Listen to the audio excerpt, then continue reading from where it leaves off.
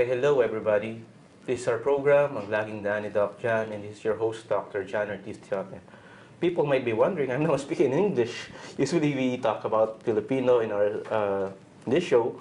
Maybe, let's be new this time. What is Ang Laging Daan? In English, Ang Laging Daan means the always way of Dr. Jan. And what's the always way? Usually, if it is the always way, we talk about principles, we talk about ideas, and the direction of a certain good things that would like to happen in life. Now, at this point, ladies and gentlemen, we need to look at certain aspects pertaining to topics that is happening at present. And what are these topics? We talk about politics, we talk about current events, we talk about even moralities and issues, and even we experiment. Now, at this point of view, ladies and gentlemen, what happened during the last days is about a tragedy, disasters. And our topic for today is so much timely that it is something that may be a solution or some sort of looking at a remedy to these predicaments. Now, our topic for today would be called Viagra. Wow, Viagra, Dr. Jan, what is Viagra? In a certain point, Viagra can cure impotence because certain impotence that is happening in our system needs Viagra. And what is Viagra? Viagra means vigilance in advocating green restoration activities. And at that point, green restoration activities, when you speak about green, we talk about the environment. So we invited a guest who is an expert pertaining to this subject, a world-renowned expert pertaining to having our globe, our Earth more good, and this planet of ours be restored.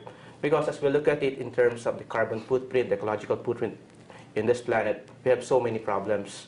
The carrying capacity, we look at the ecosystem, the biodiversity. And at that point, our guest is an expert regarding the subject. And we would ask him about questions on how Viagra, or what is Viagra? Again, let's spell it out. B-I-A-G-R-A.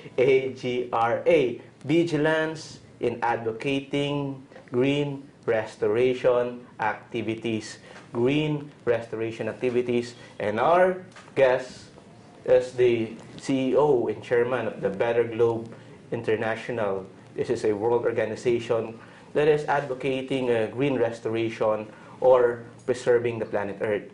So may I introduce to you our guest, none other than, as I mentioned, Way. Always Way. He's from Norway. And our guest is none other than Mr. Rino Solberg. Good day, Rino. Yeah. Thank you very much. It's nice to be here with you, Dr. John. Yeah. I enjoy it very much. No, Mr. Solberg, Rino, I call you Rino. Yes. Now, to start our show is that I would like you to introduce yourself. Who is Mr. Rino Solberg? Well, I'm an international businessman for about 40 years. And some years ago, I passed 60 years old, and I decided to do something else than building businesses. For a reason to help people. So I said to myself, let me find the worst thing I can start with that is a never-ending story. That is to eradicate poverty by doing environmental good and fight global warming in the same process. So that was my starting point on what I'm doing today. And that was some years ago. We started the Better Globe group. And we discussed, my wife and me, what we would like to do. So you're married? Yes, I'm married. I thought you're single. Yes. No. Yeah. I'm not single. Yeah. I would say I've never been single. I've never been single. I'm married when I was 17 years old. Well, so and I've young. been married since. Yeah. So no, I'm married, but we live separately. My wife lives in Africa, I live in Norway, and we meet halfway, and so forth and so on. But we have the same goal, to work with environmental things. And since we've been working in Africa, helping children, building schools there for years, we decided that if we should eradicate poverty, the biggest continent, the most poor continent in this world is in fact Africa. And environmentally degraded more than any other continent.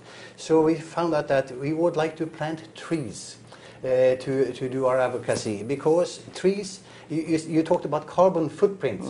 Well, it's a matter of fact for anyone who knows about trees. Trees are mainly carbon. Yeah. That's all. And so I can't understand that other people can't understand what I have understood.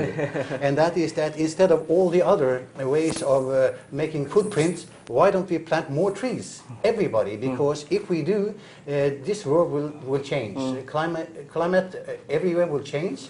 Because first and foremost, we are capturing carbon in the trees. Secondly, the root, for example, for the Philippines here, where you have a lot of flood, if you have more trees, it will capture the water quicker, and also it will not be eroded as much. So there are many things with trees also here in the Philippines. So you mentioned you're a businessman and a business consultant, and you make businesses. So going back to your childhood, so who is Mr. Solberg during his childhood? Well, in fact, I have for many, many years, I think almost 40 years, I have wanted to make this world a better place to live for this and future generations. That is my personal goal. And I started when I was a child. I was not really good in school because I like to go out and do business instead. You liked trees when you were a child? Yes, yeah. I started to sell flowers and different things very early in life. So as soon as I was finished school, I went to start working. And my first business I started when I was 18 years old. And in fact, when I was 25, I had already a few businesses behind me. And I invented a grinding machine for valves. No, grinding machine. Yes, and in fact today this grinding machine have, I think 70–80% of all the nuclear power plants in the whole world, they have my machines. So I made a lot of money on that. I sold the company more than 20 years ago, 25 years ago in fact, and started to do other things. I became a public speaker, and also I have written 9 books. And so I've been giving lectures about different things, but personal development has been my business for quite a number of years. But then now I took it into, after building business in that area, I took it into wanting to help people. I'm not in there to make money anymore. I want to make money, but to do more of the things I'm going to do with the environment and helping people from being poor. Usually these are things that is happening pertaining to environmental advocacy. As I look at it, based on my certain researches, that most environmentalists are not really environmental graduates. So are you? No, I'm far from. I have no degree whatsoever within the environment. Yeah. I think that the last, should I say, 8 years, I have read more about trees than any other living person. But that is just to educate myself within the field I'm in today. But I'm far from educated in that field. I'm self-educated in any field. Yeah. So, and I think that is, if you ask me what kind of education I have, I think that if I can say that I have a life education, which is quite extensive, because I've been into several different kind of businesses through the years. And I have read, books. I read about 3–4 books every month, new books, and I'm still very, very hungry on reading things. So I think that the readers of today will be the leaders of tomorrow. So that's my way of saying it. And like I said, I will take now all my business interest, all my business knowledge, all my human knowledge about personal development, and put all these forces into the environmental advocacy and also helping people eradicating poverty. We mainly started in Africa, and that's where our biggest goal is, to eradicate poverty there. My goal is, with Better Globe Group, to plant as many trees as there are human beings on this planet. So that will be roughly before I die. Hopefully we around 8 billion people, and we have been planting 8 billion trees. And we will put a lot of other people into planting trees. We are teaching the kids in school in Africa to plant trees when people are born, when people die, when they have birthdays, all kind of things. So we want people to plant trees everywhere, because we think that is the best anyone can really do for the environment. Now, you mentioned about self-education. Now, would you say that self-education is better than that of the traditional education? Well, I can't say it is better, because, that would be wrong. I think everybody needs a basic education. I always say to my kids, when I travel around in our schools, that there are 3 things you have to be good at: reading, writing, and speaking. Speaking. And you see, reading, because if How you about mathematics? It's money. You count money. no, mathematics doesn't count. You can buy. I can buy the biggest mathematic professor very cheap. Yeah. So I don't need to know. I know about mathematics, Yeah. of course, but I don't need that. Yeah. That's why I'm saying read, write, and speak. If you are good at that, you can reach any level you want. So basic education, everybody have to have it, unless you cannot get anywhere. But of course, we need specialists on different things. That comes after education, when people find out what they would like to do. Some people would like to be lawyers, some would be doctors, some would be this and that. And that's because they have a passion for that, which I'm very much encouraging them to do, because not everybody can be business people or environmentalists. But I think that they have to find out that after the education has gone. So basic education, yes, it is a must. And get a degree in something you like to do. Unfortunately, the way I see it is that too many young people today, they are put in the position of education by their parents. And they're living their parents' life, which I think is wrong. They should take the basic education, get a degree in something, and then you branch off to where you like to be. Because I happen to know one thing. If you're going to be successful in life, and I don't necessarily talk about money, but success in life, you have to live your passion. Okay. And if you do, you can make all the money you want. Okay. But not the opposite. If people goes for money first, they will never make it, and they will never be happy. Okay, Rino, thank you. You know, we know at this segment we learn about Rino Solberg, and now you mentioned about education, self-education. Now, on the second part of our program, we will discuss more and know Rino and his advocacies, specifically his environmental principle. Hello again, ladies and gentlemen. Now, to those who just tune in to our show, our title is Viagra. What is Viagra? Vigilance in advocating green restoration activities. Now, our guest is an expert pertaining to green restoration, and he has an NGO, an international organization, is really taking care of the environment, specifically green restoration. So I would ask you, Rino, what is Better Globe? How many countries does Better Globe have affiliations with? Well, we started in Norway to start a company from there. So because I'm a Norwegian, so that was naturally. But then again, I've been working in Africa for more than 25 years and built schools there since 1991. So we started to get the idea of eradicating poverty in Africa, because that's the biggest and the poorest continent. So we thought we could do the best impact there. And we are working only in East Africa, due to the fact that that's the most stable area in Africa. It's quite democratic. I'm talking about Kenya, Uganda, Tanzania, and the areas in the East African countries.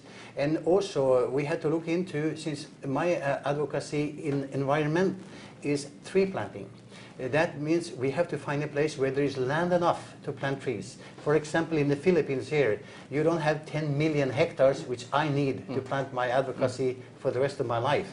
So we have looked into which countries are likely to give us that kind of land deals.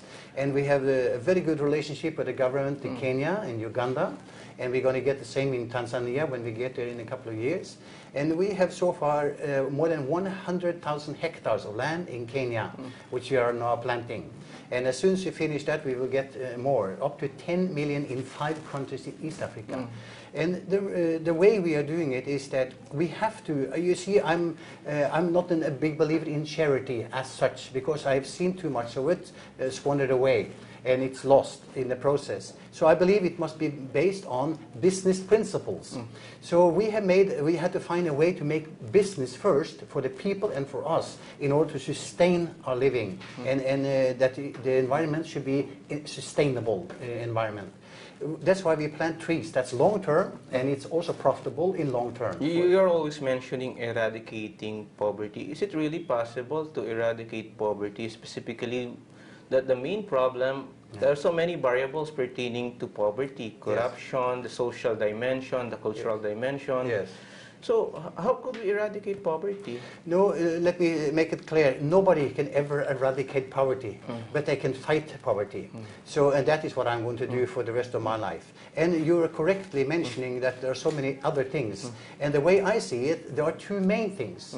Eradicating poverty needs education, it needs sustainable business, it needs to take care of the environment. But on the other side, in political areas, you have corruption. You have that in the Philippines, you have it in Africa, all over. And the main thing here is that corruption and poverty, they are like two brothers. They go together. When you find one, the other one is. If you eradicate corruption, poverty will be automatically eradicated. That's the way I see it. So in fact, I have written a book, here called Put Integrity First. It's about Africa, but it goes for the same in the Philippines. The principles are the same. And so we are fighting corruption by educating people. But I forget about the people who live today in power. The ones who are corrupt will remain corrupt. There's nothing I can do. That's why we're starting school building in Africa, and we teach the kids from nursery level and up about honesty and integrity. We hope that 50 years from now, when these kids grow up and take over their countries, they will know what the difference is. And I know that by fighting corruption, they will automatically help poverty. But Rino, pertaining to education, education is something ideal, but when you go to the actual world, it becomes real. So the demarcation line between idealism and realism has a problem. For example, when an African educated person becomes a professional, it goes to the industry, it goes to the politics. Yes. The reality is that you need to survive. You need to do corruption for you to survive poverty. Yeah, that's correct. So what is the use right now of educating them when in fact when they grow older, they would be eaten by the system? Yeah, no, you're very much right on that. However, I believe that nobody can do everything, but everybody can do something. And for me, I know for sure that out of, let's say I educate 100 children, if 10%, that's optimistic, but if those 10% become presidents in the countries in the years to come, they will in due time change. And we believe that by enforcing honesty and integrity in the children, then at least some of them will remain with that integrity through school and also to the business years.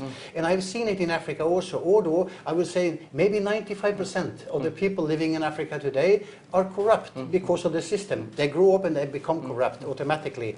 You're right on that. However, I think that by the way we do it, maybe we can get the percentage down to 80%, 70 or 60%, and even 50. You never know. And that is enough for me to have a nice living for the rest of my life. Now, we would now compare the African setup and the Philippine setup. Your advocacy is now in the Philippines. Yes. And looking at the setting in the Philippines, yes. The Philippines per se is that Filipinos are educated, most of us speak English, but the problem is that when you go to the real concept is that there are problems and hindrances to education, specifically mass media. Yes. Yeah. Sometimes instead of the mass media genuinely educating the Filipinos, they are idiotizing the Filipinos. Yes, that is true. So what's the use again of educating them when in fact the main antagonists pertaining to your advocacy sometimes is the government per se, and the media per se? That is true. Well, you know, it's a difference. You talked about Better Globe being in different places. We are in the Philippines, but we have a marketing company here, and that's not a tree planting company as such. However, by the marketing, we will also plant trees here, but we will never go into education here, or microfinance, which is the things we're doing in Africa. There's a different market here, and we are not capable of doing that. We have enough area in Africa, and you can never provide us with the land enough to plant trees here. So what we will do here is that we will just go into the carbon credit, which we'll talk about later today, and we'll talk about that, and that is what we're doing in the Philippines, and by that we will plant trees here. So that will help something in the Philippines, but we are not having the same advocacy here as in Africa. But the problem is here is that I do believe in your advocacy planting trees, but the main enemy that we would be having are the oligarchs, because they own the land. Yes, I know. And they like to develop on in a horizontal basis. Yes, that's right. No, that's why that I cannot take on in the Philippines. That is not my advocacy here. What I will do here, I will transform my book from Africa into Philippines, and I will give it out free. I'm not selling that book. I'm giving it out free. Anybody can log into betterglobegroup.com and download that book free of charge. So it's just, we are giving it to schools, universities, in order to help. So that, at least I could do something on a long-term basis. Okay, you mentioned the book is entitled Integrity First. Yes.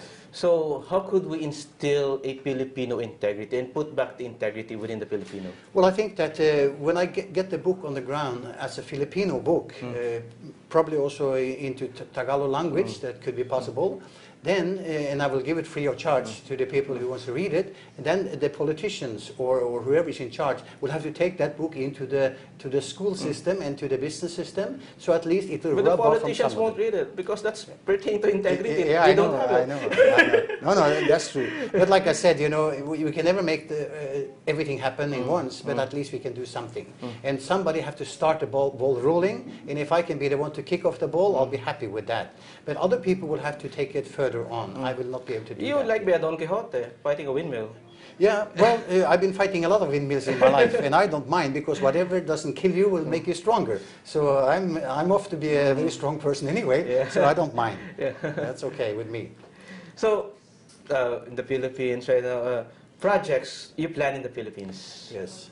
So what are the projects that you have? Well, actually, what we are planning, that is why, as you have seen, we had Mystica here, and she is my managing director in the Philippines. I chose Mystica because she was a celebrity, and that is part of the marketing. We wanted to, instead of spend 10 years telling who are Better Globe, we got a celebrity to promote us. And we are going to do a carbon credit here for the companies. That's the biggest, I think, the input we can get. Because there are many companies in the Philippines who want to become green companies for the reasons of helping the environment, for the reason of marketing, because the customer would like them to be green companies. But we have invented a fantastic way of doing that, like nobody ever. None in the whole world have the same thing, because when somebody buy trees for use that as their footprint for the business and get carbon neutral, they only buy whatever it is and get the carbon credit. With us, you buy the trees, you get the carbon credit for it, but you also get profit over 20 years on the trees. So that means you make a business on being a green company. Now, you mentioned about the green company. Now, the green company itself has a problem pertaining to sustainable development and specifically balancing profit in it. Now, you know, we hang on that question. You know, ladies and gentlemen, greening the environment is really an advocacy of every citizens of the world, Filipinos, Norwegian, Africans. But the point is that there are antagonists and even barriers pertaining to certain advocacy.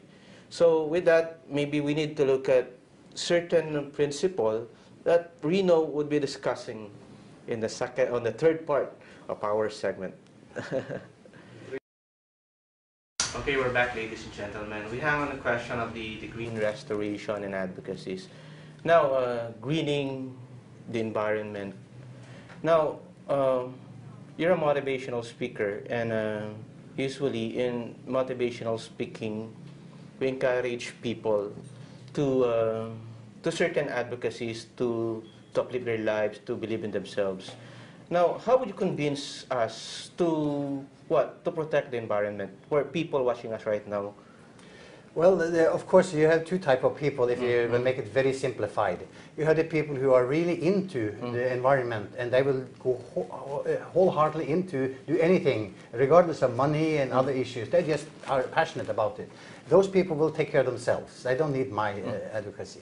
However, we have found that in order to make it big and make it strong and be sustainable, which are the three very important factors here, we have to get people to do that because they make money on it. And I think that the way I've seen for 2 years you've been into the Philippines, I think people are very much into making money. And they're good at it also, quite a lot. So I think if we can make, and that is what we have invented, like I said, I'm presenting it, in fact, this time I'm here, a new way of getting into carbon credit. Because some people say carbon market, yeah, if we have to, we will do it. But you know, we don't feel anything about it. But if we can make money, for example, let's say just a simple rule of thumb. If you were a business owner, and I could tell you that by buying 1,000 trees, for example, a year, your company become carbon neutral, if that was the case. Well, what kind of tree should I buy? For example, well, you know, with us, it's very simple. You buy a type of tree that is a mahogany tree. That's the only mahogany tree that grows in semi-arid land. Why mahogany? It's because it's profitable, and we have to have a profit behind it, so that is why. And I would like to stop. You talked about Viagra. Viagra. And I would like to say that I think that our trees, they are called mukau, which is mukau trees, and I think I should baptize them and change them into Viagra. Viagra, yeah. Because in fact they are standing up tall and straight. Yeah. So that might be another a way of saying it. However, the mahogany tree we are planting in the semi-arid land is the only place where they grow very well, and they give a good return back. And that's the prerequisite, because if we get some business people to want to become green with Better Globe, they make profit. If let's say they pay 100,000 pesos, you know, in 20 years time they will get 1,000. I'm sorry, 1 million. 10 times back the money they paid for it, and still they are green companies, so they make a profit on it, which is more than they can make on many other things. So here they become green, doing a good job, helping eradicating poverty, taking care of the climate, and make money in the process, which we think is a fantastic way of doing it. Okay, Viagra is a cure for impotence. Now, would you say that the government leaders of the world are impotent pertaining to addressing green restoration, environmental protection? I have to say that there is a big gap between what they say they would like to do and what they are doing. So I have to answer yes. Yeah. And I won't say that the Filipino market, the Filipino people are that, because in fact your president here, he has a goal to plant 1.5 billion trees in his period, which is really recommendable. That's fantastic. Can planting trees prevent flooding? Because we recently have floodings. Yeah. Well, I cannot say yes, and because that will be not correct. However, I believe it will help. Not only in the Philippines. You know, you can plant all the trees you can in the Philippines. It probably won't help the world. But if we plant billions of trees all around the world, many billions of trees around the whole world, it will also help in the Philippines. But the trees you're planting in the Philippines will help for the flooding you have here. That is for sure. That I can guarantee. Okay, Viagra is correlated to impotence, and impotence is correlated to sex. Yes. Now, how would you now compare sex to environment? Well, that's a difficult question to answer, but let me answer it this way. I think that there is one word that has a common denominator, and that is love. Love for the environment will help the environment. Love for sex will make sex better. So, you know, I think if we have any common denominator, that would be the one. But sometimes there is sex without even love. That is correct, but then money is involved often also. So. And it's forced, and there's all kind of things in between. So I will not go into that subject, except that I've also written 2 books about sex and love. So I have some passion about that too. So what we need is romanticism on the part of the leaders on loving the environment? I think so. Yeah. If they really find, and I think that I talked about that earlier with you, and that is in fact that if they read about it, they will get educated about it. I had no passion for trees 10 years ago. I wasn't bothered with the trees. I thought that the green people were wasting their time. That was my passion for trees. But by reading about it, understanding it, and getting educated in that matter, I now know what it is. So how could it be romantically involved in the environment? Well, you have something called tree huggers. Why don't you try to hug a tree to start with? Walk in the forest, looking into it, talk to people who love forest. I have a passionate... But if I would hug a tree, people might look at me as like this. Yeah, but that doesn't matter. People have looked at me as crazy also, because I've had a lot of ideas that people didn't have before. So then obviously you are condemned. You're also crucified sometimes. It doesn't matter. The big leaders of the world, they are not scared of getting crucified by anybody. And so is the same with me. People will definitely criticize me for doing all sorts of things, and they will say I have another idea behind it, but it isn't, you know, because my money will come when I'm 80, 90 years old, and nobody can accuse me of wanting money when I'm 80, 90 years old, I think.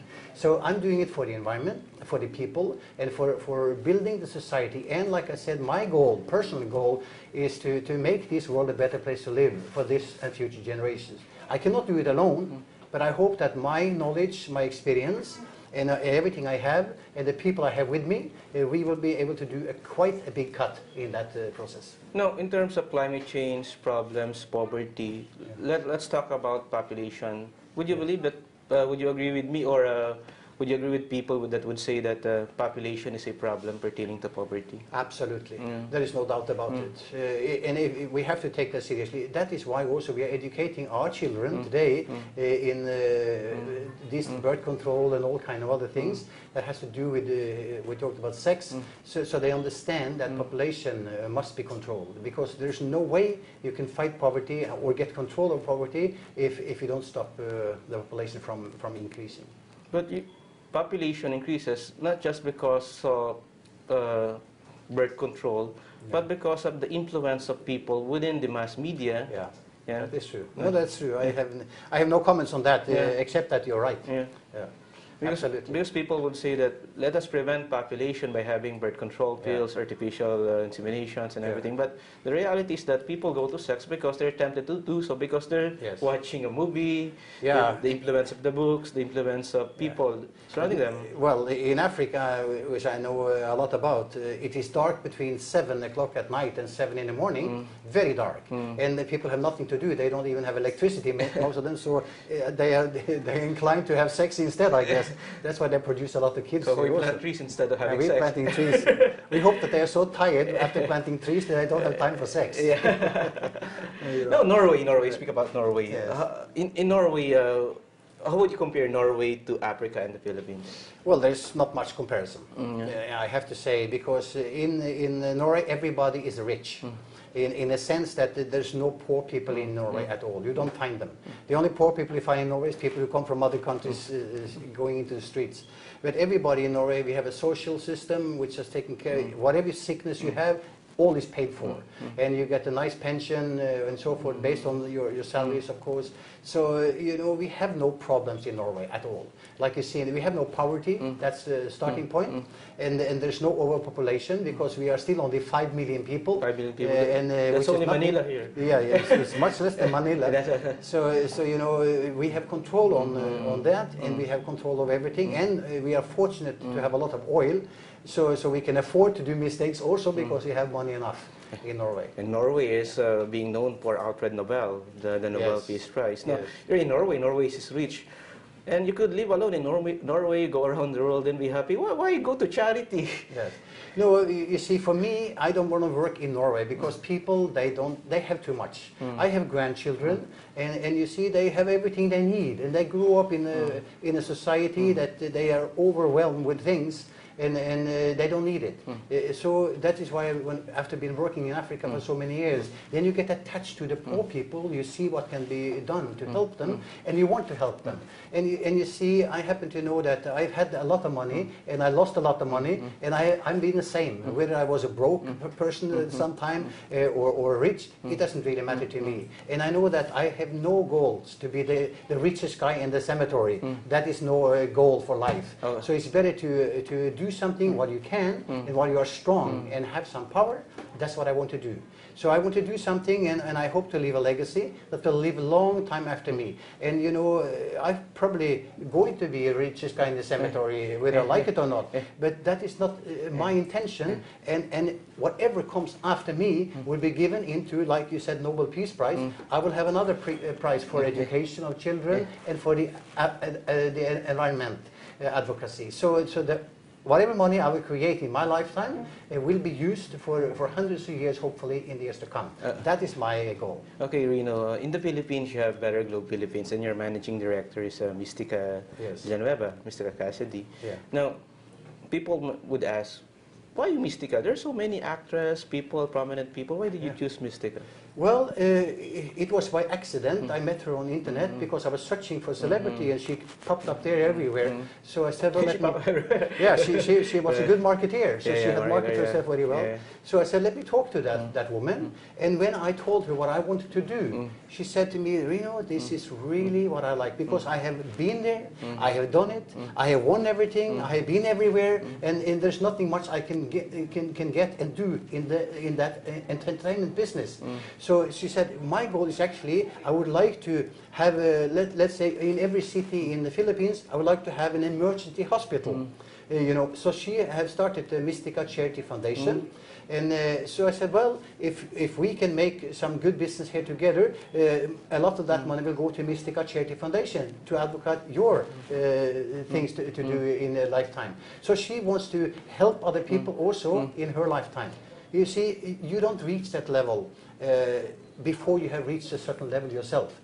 When you have reached the level, you have been rich, you've been poor, you have made a lot of money, you have lost a lot of money, you have done it, you've been there, then you look into other segments. If you know anything about Abraham Maslow's pyramid, the hierarchy of needs. The hierarchy, you see, the top of that is actually... self-actualization. Yeah, not only self-actualization, it's one level on top of that. Yeah. And that is, it's spiritual, and the legacy making of people. Because when you reach everything, you have explored everything in you for other people, whatever, you want to do something for others. And that's either through spiritual things, you go into religion, or you do something to make a legacy that will last forever. And I'm in that period now of my life. You know, you mentioned about Mystica. In Philippine showbiz, she would be having many detractors pertaining to the certain advocacy. Yes. Now, what makes her a better representative or an ambassador of a better Globe Philippines? Well, that's a good question, and I will answer it by that. But before I even, after I talked to her and she sort of complied to my interest in wanted to do things, I took a test on her. It's a PAT test, personal assessment test, and she came out with flying colors. Yeah. And she actually, I didn't know that, but she was a valedictorian in school. Yeah. She's a very smart lady. And you know, she can be a comedian, and a sexy comedian, and you need brains to do that. You know exactly where the borderline is, and she's never been, you know, over the line, and the way I see it. So she's a very smart lady, and she's a businesswoman also. So I think that the combination of being a celebrity, a businesswoman, and being smart, coming out on top flying colors on our test, shows that she's the right person. Now, we're now on the almost ending part of our program. Now, projects and programs that you have in the Philippines, the Better Globe. We are launching, like I said, this time I'm launching the carbon credit issue here.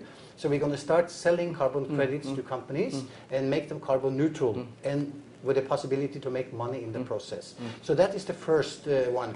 And buy all the trees, every time they buy a tree from us, getting carbon neutral, then we will donate 5 trees to the Filipinos. And we are working with some tree associations here that are going to plant the trees on their behalf. And that's no money for that, for us in that. We are just donating tree seedlings. And also, I have brought a Belgian professor in vitro production. That means cloning of trees. He's coming next week. And we're going to see Ramon Paje and some other prominent people in the university to teach them and show them how to clone trees faster and better. And I hope that by having maybe open up for a possibility of cooperating between the Belgian country and the Filipino government, we can be able to get more trees produced here on a cheaper rate and to a betterment of the Philippines. So that's my way of thinking in the Philippines for the time being. Okay, your message to the people. Well, there's the help Mystica to plant more trees and help our advocacy for that. If there's any company people that is listening to that, they can log on to betterglobegroup.com and look what we are doing there. And also, if any company in the Philippines wants to become carbon neutral, get hold of Mystica and she will tell you how. And you will make a profit on top of that. Thank you very much. Okay, thank you, Rino. Now, ladies and gentlemen, usually we look at good, better, best. In poker, we have good, better, and best. Now, our Earth have a problem as of the moment. Maybe we could consider our Earth is a good Earth. But the problem is that people makes problem in this planet. And certain problems are man-made. Man-made such as pollution and all kinds of pollution, air pollution, water pollution, noise pollution. And the environment is where we live in. Sustainable development per se is what we need, but the problem is that companies are not practicing sustainable development. Looking at profit and sustainable development as a case, maybe we need to look at principles and ideologies, maybe environmentalism as a point pertaining to preserving the planet Earth. If we have a good globe or a good Earth, maybe we deserve a better Earth or a better globe. Maybe, and as I say, certain advocacies pertaining to the environment is really necessary. And now that we have certain companies or certain foundations such as the Better Globe International, which is right here, they could help us. But the point is that it's up for us to look at and maybe see their advocacy and help advocacies of such organization, because people itself are just waiting for help, and people needs to help certain groups such as Better Globe, and we need to contribute our certain actions to preserve our environment to realize a better globe. So this is your host, Dr. Ortiz Teope. Good day, everybody.